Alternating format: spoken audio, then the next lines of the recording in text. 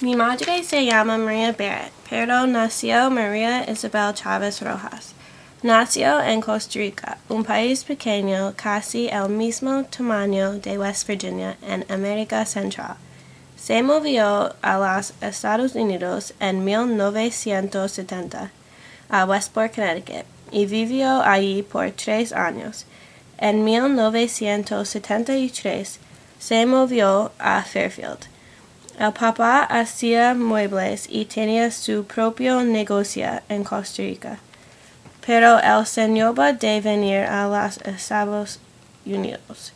Él vivía en los Estados Unidos, pero le hizo mucho falta la familia.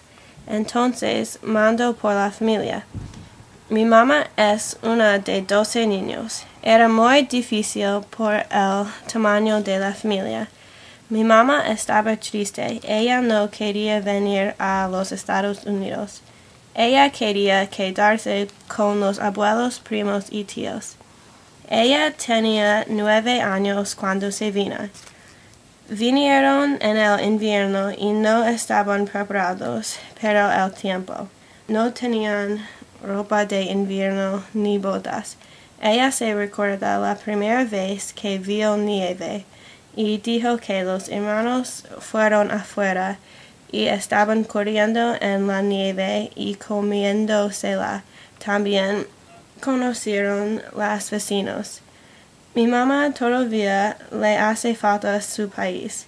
Ha ido a Costa Rica a visitar muchas veces y siempre se siente igual. Ella todavía quiere volver a vivir a su país.